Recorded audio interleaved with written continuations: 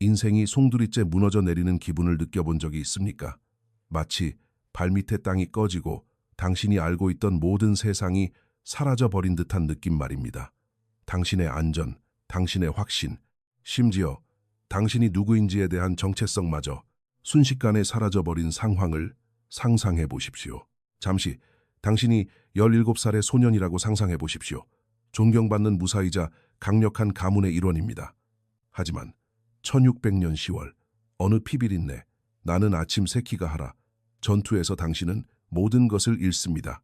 아군 군대는 학살당했고 가문은 멸망했으며 당신의 사회적 지위는 먼지처럼 사라졌습니다. 그리고 목숨을 부지하기 위해 범죄자처럼 도망쳐야만 합니다.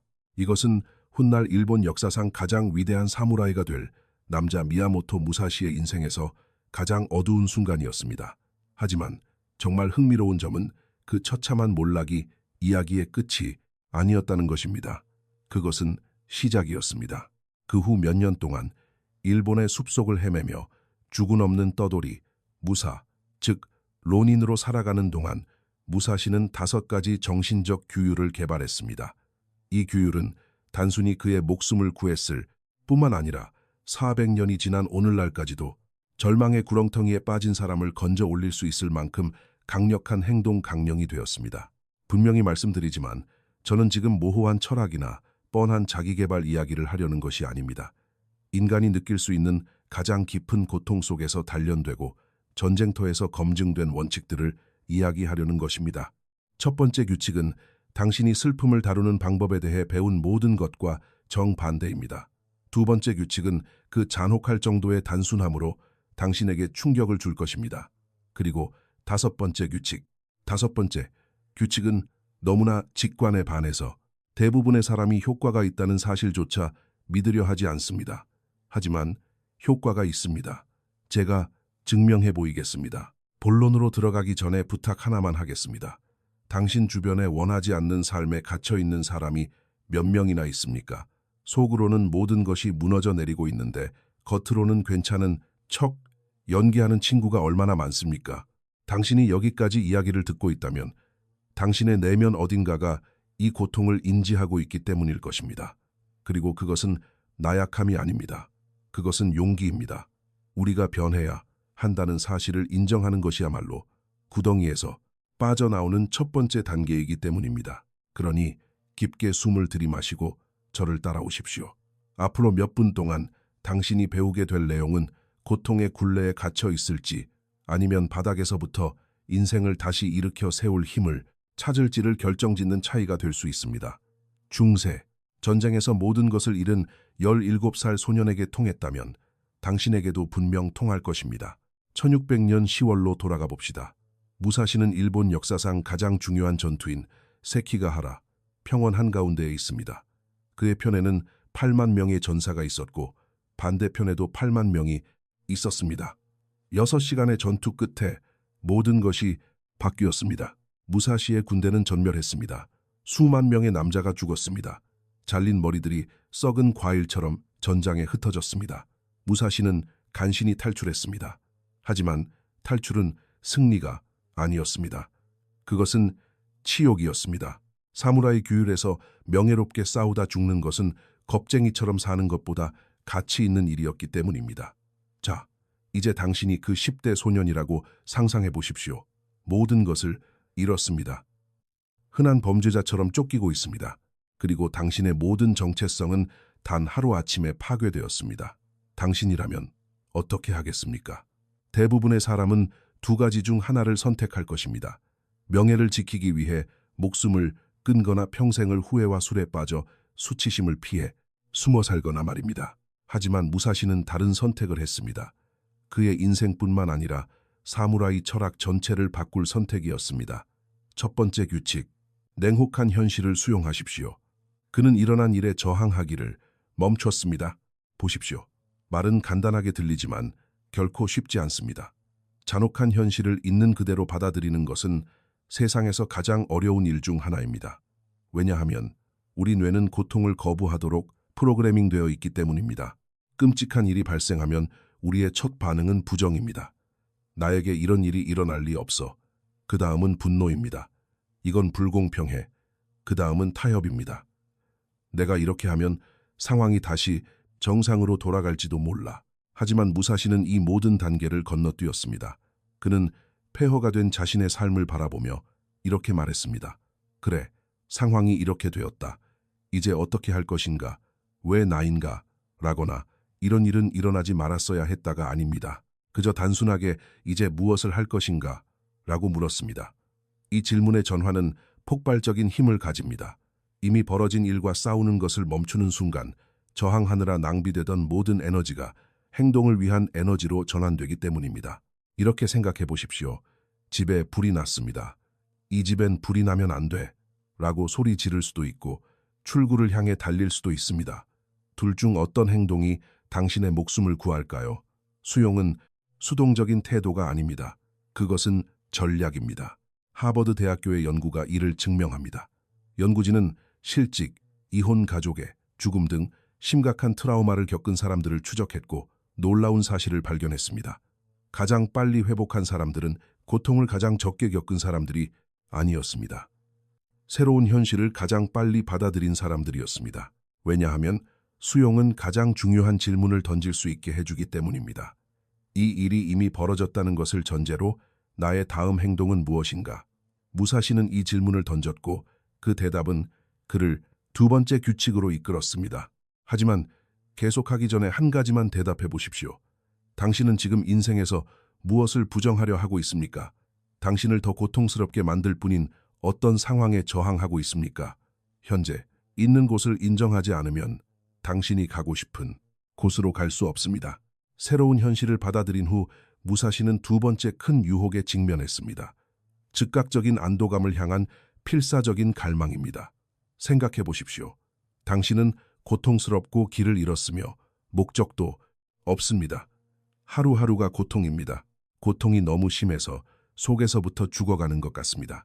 이 시점에서는 고통을 덜어주겠다는 모든 것이 유혹적으로 보입니다. 술, 음식, 성적인 쾌락, 오락, 마약, 단 몇 시간이라도 있게 해줄 수 있는 것이라면 무엇이든 말입니다. 봉건시대 일본에서 죽은 없는 사무라이, 즉 론인들은 종종 술주정뱅이 방랑자, 도박 중독자 또는 명예 없는 용병이 되곤 했습니다. 그것이 모든 것을 잃은 자들의 자연스러운 운명이었습니다. 하지만 무사시는 그 길을 거부했습니다. 두 번째, 규칙 약해지는 쾌락을 거부하십시오. 안락함을 찾는 대신 그는 더 힘든 길, 즉 극한의 규율을 선택했습니다.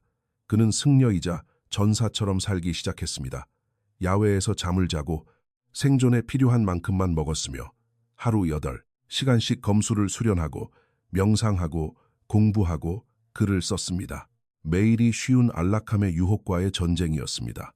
현대 과학이 이에 대해 발견한 사실은 다음과 같습니다. 고통 속에 있을 때 즉각적인 쾌락을 추구하는 것은 문제를 해결하지 못합니다. 오히려 문제를 증폭시킵니다. 스탠퍼드 대학교의 한 신경과학자는 놀라운 사실을 발견했습니다. 트라우마를 스스로에게 보상을 주는 방식, 즉 자신을 오냐오냐하며 달래는 방식으로 대처한 사람들과 규율을 통해 대처한 사람들의 뇌를 비교했습니다. 그 결과 자신을 편하게 해준 사람들은 시간이 지난 후 스트레스 호르몬인 코르티솔 수치가 오히려 더 높았습니다. 왜일까요? 뇌는 당신이 문제를 해결하는 것이 아니라 도망치고 있다는 것을 인지하기 때문입니다. 그리고 이것은 더 큰 불안을 만들어냅니다. 마치 휘발유로 불을 끄려는 것과 같습니다. 그 순간에는 안도감이 들지 몰라도 나중에는 불길이 더 거세집니다. 반면 규율을 선택한 사람들은 더 빨리 회복했을 뿐만 아니라 그 경험을 통해 이전보다 더 강해져서 나왔습니다. 무사시는 이를 직관적으로 이해했습니다. 그는 자신이 선택해서 견디는 고통은 자신에게 강요된 고통과는 다를 것임을 알았습니다. 하나는 무작위적이고 파괴적이지만 다른 하나는 의도적이고 건설적입니다. 이렇게 생각해 보십시오. 어차피 인생은 고통이기에 당신이 고통받아야 한다면 적어도 당신을 파괴하는 고통 대신 당신을 강하게 만드는 고통을 선택하십시오. 규율을 훈련하는 것은 처음에는 아픕니다. 하지만 유혹을 이겨내는 매일매일 당신은 더 강해집니다. 쉬운 것에 대해 아니요 라고 말하는 모든 순간은 당신이 되고자 하는 모습에 대해 예 라고 말하는 것과 같습니다. 그것은 근육을 만드는 것과 같습니다. 아프지만 당신을 강하게 만듭니다. 건설해야 할 때 안락함을 찾는 것, 그것은 필요한 수술을 앞두고 마취제만 계속 맞는 것과 같습니다. 고통은 줄일 수 있겠지만 치유를 방해합니다.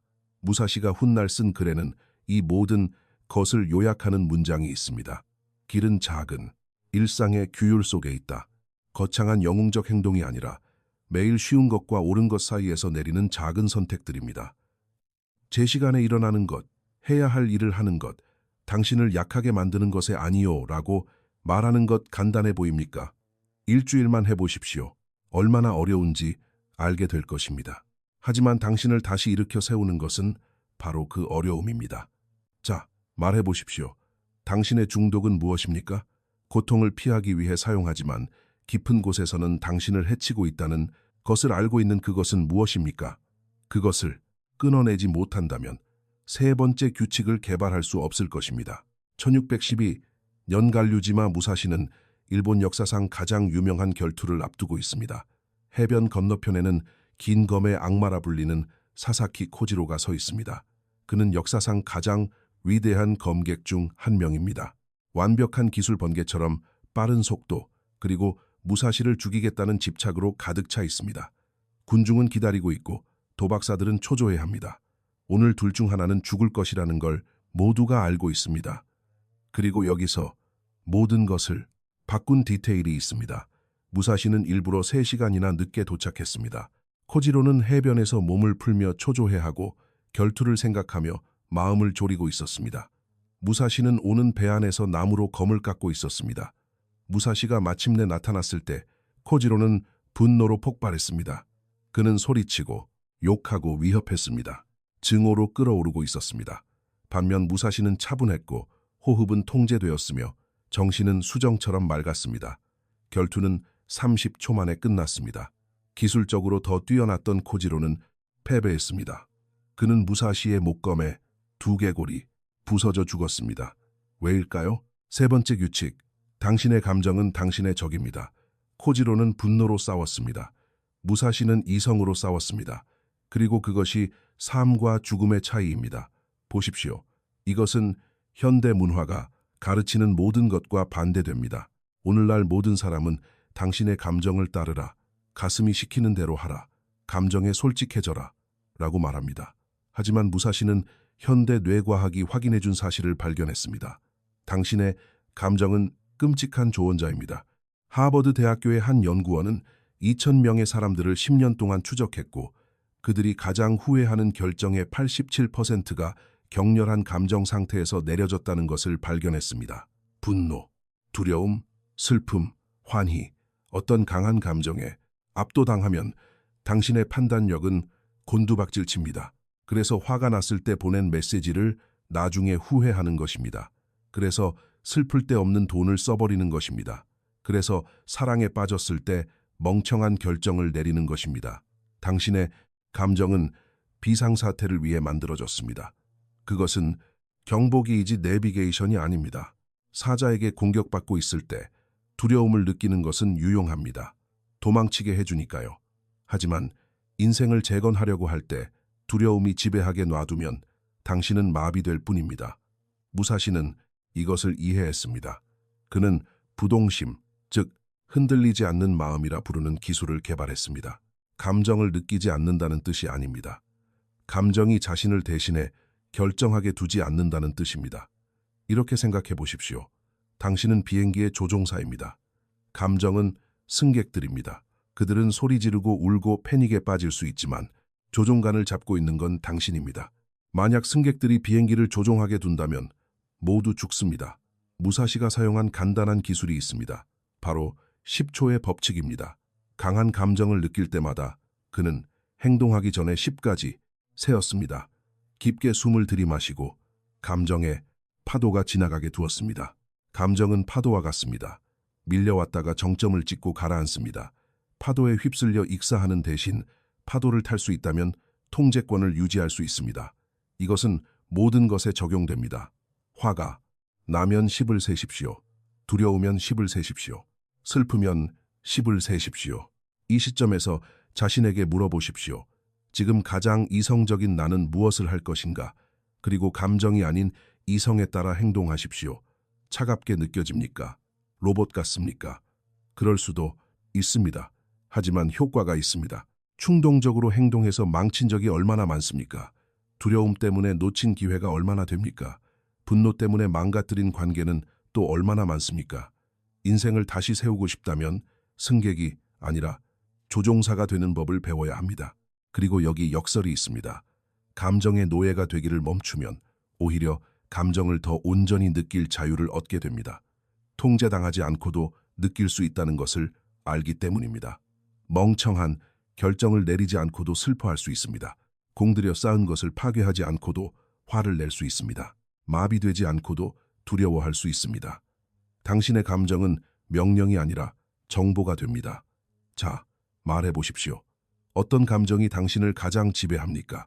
분노, 두려움, 슬픔, 불안, 그것을 통제하는 법을 배우기 전까지 당신은 계속해서 당신 자신의 가장 최악의 적이 될 것입니다. 하지만 당신의 모든 노력을 파괴할 수 있는 더 위험한 것이 있습니다. 수년간 떠돌이 론인으로 살아온 무사시는 어떤 칼보다 더 교묘한 적과 마주했습니다. 바로 자기 자신이었습니다. 외로움은 압도적이었습니다. 날들은 똑같이 흘러갔고 서서히 위험한 집착이 그의 마음속에서 자라기 시작했습니다. 그는 끊임없이 새끼가 하라 전투를 되새기기 시작했습니다. 모든 순간, 모든 결정, 모든 실수를 다시 재생했습니다. 상황이 다를 수도 있지 않았을까 상상하며 시간을 보냈습니다. 내가 이걸 했다면, 내가 저걸 선택했다면 왜 나에게 이런 일이 일어났을까? 이 끊임없는 반추는 그를 안에서부터 파괴하고 있었습니다. 마치 낫지 않는 상처를 계속 후벼 파는 것과 같았습니다. 그리고 여기에 치명적인 함정이 있습니다. 인생이 무너질 때 당신의 관심 100%를 자신의 고통, 자신의 트라우마, 자신의 이야기로 돌리는 것은 자연스러운 일입니다. 자기 자신에게 집착하게 됩니다. 똑같은 유독한 생각들을 되풀이합니다. 자신의 고통 속에서 뱅글뱅글 돕니다. 하지만 무사시는 결정적인 사실을 깨달았습니다. 네 번째 규칙, 우주의 중심이 되기를 멈추십시오. 자신에 대한 집착은 감옥입니다. 그는 자신의 마음을 개인적인 고통 너머로 확장하기 위해 과감한 결단을 내렸습니다. 그는 철학, 예술시, 건축을 공부하기 시작했습니다. 서예, 그림 조각을 배웠습니다. 일본 전역을 여행하며 다양한 문화를 접하고 여러 분야의 대가들과 대화했습니다. 그는 말 그대로 자신의 뇌가 개인적인 고통보다 더 큰 것들에 관심을 갖도록 강요했습니다. 그러자 놀라운 일이 일어났습니다. 세상에 대해 더 많이 알게 될수록 그의 고통은 더 작게 느껴졌습니다. 고통 자체가 줄어들어서가 아니라 관점을 얻었기 때문입니다. 마치 산을 오르는 것과 같습니다. 아래에서는 길 위에 바위 하나가 거대한 장애물처럼 보입니다. 하지만 산 정상에서 보면 그저 광활한 풍경 속의 작은 돌멩이일 뿐입니다. 현대 뇌과학은 이것이 왜 효과가 있는지 정확히 설명합니다. 미시간 대학교의 연구에 따르면 자신의 문제에만 집중하는 사람들은 만성 우울증과 관련된 뇌 영역이 활성화됩니다. 하지만 같은 사람들이 완전히 다른 주제의 지식에 노출될 때 뇌는 새로운 신경 연결을 형성하여 문자 그대로 고통의 회로를 꺼버립니다. 마치 마음에게 고통 말고 집중할 수 있는 다른 옵션을 주는 것과 같습니다. 무사시는 이를 직관적으로 이해했습니다. 그는 좁은 마음은 작은 문제밖에 보지 못한다는 것을 알았습니다. 하지만 확장된 마음은 이전에는 보이지 않던 해결책을 볼 수 있습니다. 그가 실천했던 훌륭한 훈련법이 있습니다. 그는 매일 적어도 1시간은 자신이 느끼는 감정과 완전히 다른 것을 배우는 데 썼습니다. 슬프면 수학을 공부했습니다. 화가 나면 서예를 연습했습니다. 불안하면 자연을 관찰했습니다. 목표는 마음이 고통의 고리에서 벗어나 더 위대한 것과 연결되도록 훈련하는 것이었습니다. 여기에 잔혹한 진실이 있습니다. 당신의 고통이 아무리 현실적이라 해도 그것은 인간 경험의 아주 미세한 조각일 뿐입니다. 세상에는 80억 명의 사람이 있습니다. 수십억 개의 이야기, 수백만 년의 진화, 수조 개의 가능한 신경 연결이 있습니다. 그런데 당신은 고통에 대한 작은 이야기 하나에 갇혀 이 모든 광대함을 낭비하시겠습니까? 당신의 고통이 중요하지 않다는 말이 아닙니다. 그것만이 중요한 유일한 것은 아니라는 말입니다. 시야를 넓히면 두 가지 일이 일어납니다. 첫째, 당신의 문제가 유일한 것이 아님을 깨닫게 됩니다. 다른 사람들도 비슷한 일을 겪었고 극복해냈습니다. 이것은 희망을 줍니다. 둘째, 당신은 몰랐던 정신적 자원을 발견하게 됩니다. 당신의 마음이 고통받느라 너무 바빠서 자신의 능력을 탐구하지 못했기 때문입니다. 그것은 대저택에 살면서 평생 지하실에 갇혀 지내는 것과 같습니다. 당신은 무엇을 놓치고 있는지조차 모릅니다. 무사시는 이 정신적 확장을 경쟁 우위로 바꿨습니다. 다른 전사들이 싸움만 연구할 때 그는 모든 것을 연구했습니다. 이것은 그를 예측 불가능하고 창의적이며 남들이 못 보는 해결책을 찾는 사람으로 만들었습니다. 당신에게도 같은 일이 일어날 수 있습니다. 문제에 대해 곰곰이 생각하는 것을 멈추고 새로운 지식으로 마음을 채우기 시작할 때 그 문제들을 해결하는 능력은 기하급수적으로 증가합니다. 그러니 대답해 보십시오. 당신이 현재의 문제와 전혀 상관없는 완전히 새로운 것을 마지막으로 배운 게 언제입니까? 고인물 같은 마음은 고인물 같은 해결책만 만들어냅니다. 하지만 이 모든 발전을 파괴할 수 있는 마지막 함정이 하나 더 있습니다. 1645년. 무사시는 이제 일본 최고의 검객으로 인정받습니다. 60번이 넘는 결투에서 승리했습니다. 단 한 번도 패배하지 않았습니다. 그는 오늘날에도 사업가, 운동선수, 군인들이 연구하는 책 오륜서를 집필했습니다. 하지만 제자에게 보낸 편지에서 그는 놀라운 사실을 밝힙니다. 내가 직면했던 가장 위험한 적은 칼을 들고 있지 않았다. 그는 보이지 않고 조용했으며 나를 거의 완전히 파괴할 뻔했다. 그 적은 무엇이었을까요? 바로 질투였습니다. 그 모든 규율, 감정, 통제, 확장된 관점을 가지고도 무사시는 여전히 하나의 치명적인 함정이 있다는 것을 발견했습니다. 자신의 고통을 타인의 겉보기에 행복해 보이는 삶과 비교하는 것이었습니다. 떠돌이 론인으로 지내는 동안 그는 전쟁에서 모든 것을 잃지 않은 다른 사무라이들을 보았습니다. 여전히 가문과 지위와 인정을 가진 전사들을 보며 속이 타들어갔습니다. 왜 그들은 모든 것을 가졌는데 나는 아무것도 없는가? 왜 고통은 나를 선택했는가? 불공평하다. 이 끊임없는 비교는 느린 독과 같았습니다. 그것은 그가 만든 모든 진전을 파괴했습니다. 당신이 아무리 성장하더라도 당신보다 더 나아 보이는 사람은 항상 있기 마련이기 때문입니다. 그때 그는 마지막 규칙을 발견했습니다. 5번째 규칙, 감사는 무기다. 하지만 긍정적인 사고 같은 가짜 감사가 아닙니다. 전략적 감사입니다. 무사시는 잃어버린 것 대신 가진 것에 초점을 맞추도록 마음을 훈련하기 시작했습니다. 그는 생명이 있었습니다. 건강이 있었습니다. 자신의 길을 선택할 자유가 있었습니다. 지식이 있었고 경험이 있었습니다. 자신을 완전히 재창조할 기회가 있었습니다. 과학이 이에 대밝혀낸 사실은 이렇습니다. 캘리포니아 대학교의 한 신경과학자가 심각한 트라우마를 겪은 300명을 대상으로 실험을 했습니다. 그룹을 둘로 나누었습니다. 첫 번째 그룹은 하루 15분씩 잃어버린 것에 대해 생각했습니다. 두 번째 그룹은 하루 15분씩 여전히 가지고 있는 것에 대해 생각했습니다. 30일 후 두 그룹의 뇌는 완전히 달랐습니다. 첫 번째 그룹은 공포 중추인 편도체의 활동이 증가하고 이성 중추인 전전두엽 피질의 활동이 감소했습니다. 반면 두 번째 그룹은 정반대였습니다.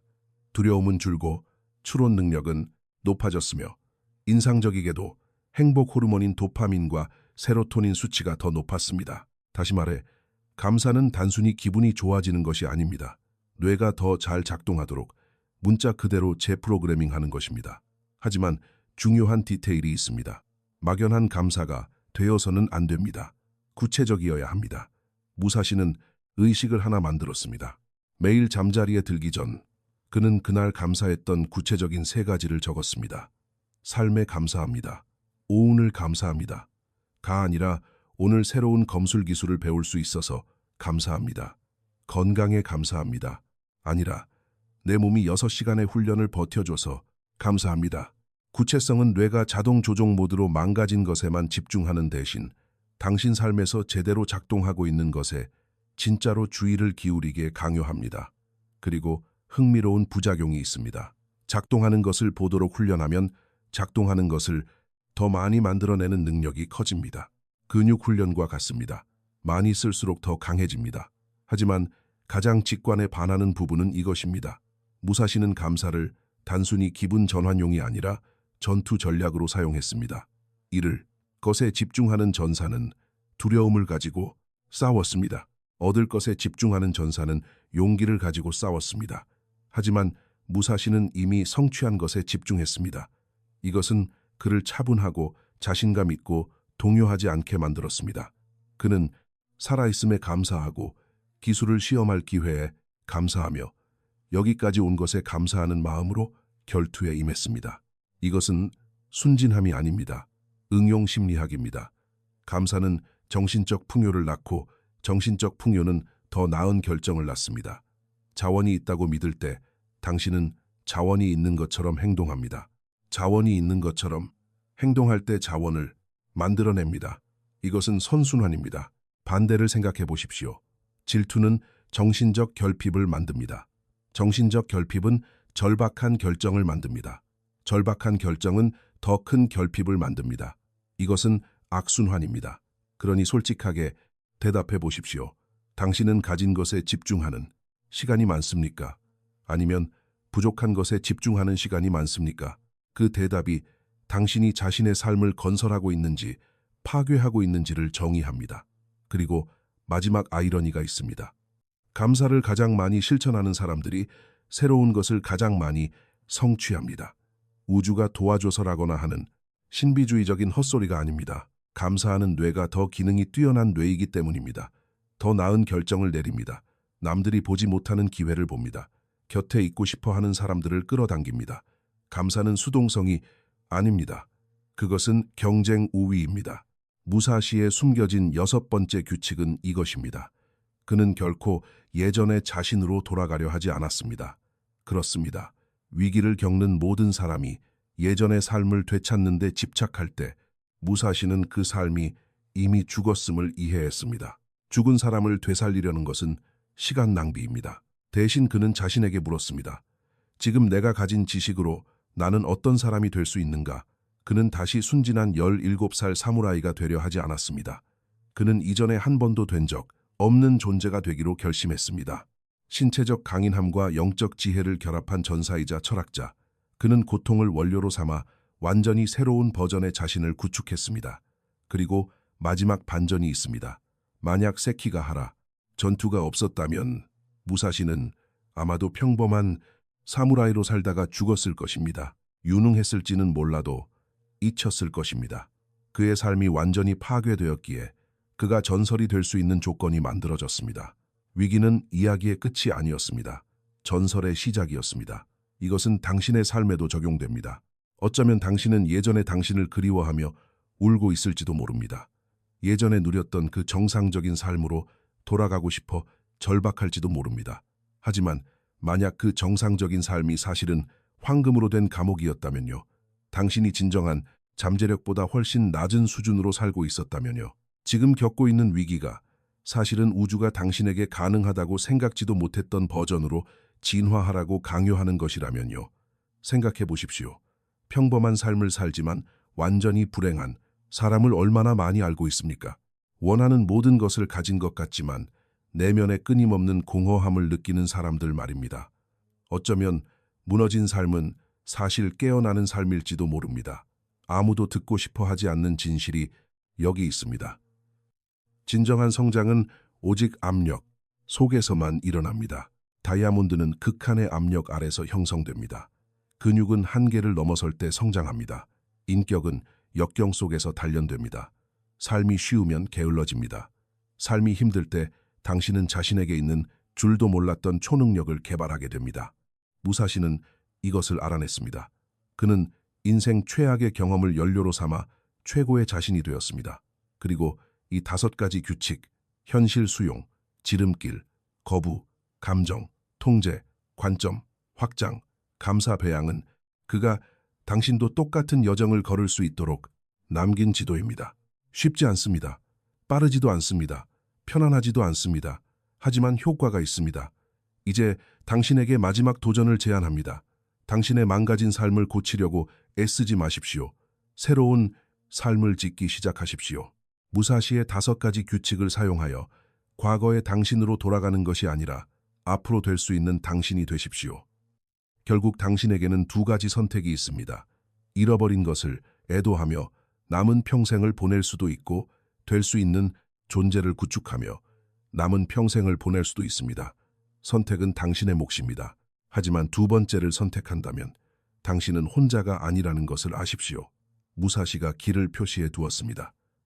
현대 과학이 그 길이 효과가 있음을 확인했고 수천 명의 사람들이 당신보다 앞서 이 길을 걸었습니다. 당신의 무너진 삶은 저주가 아닙니다. 변장한 기회입니다. 문제는 당신에게 이 기회를 받아들일 충분한 용기가 있느냐는 것입니다. 그 용기의 반대편에는 아직 태어나지 않았지만 간절히 태어나고 싶어하는 당신의 새로운 버전이 기다리고 있기 때문입니다. 그리고 그 버전은 장담하건대 당신을 놀라게 할 것입니다. 자, 이제 말해보십시오. 무사시의 5가지 규칙 중 무엇이 당신에게 가장 큰 충격을 주었습니까? 그리고 가장 중요한 질문입니다. 오늘 당장 무엇부터 적용하시겠습니까? 행동 없는 지식은 그저 오락일 뿐입니다. 당신은 오락을 즐기러 여기까지 온 것이 아닙니다. 변화하기 위해 왔습니다. 자, 어떤 선택을 하시겠습니까?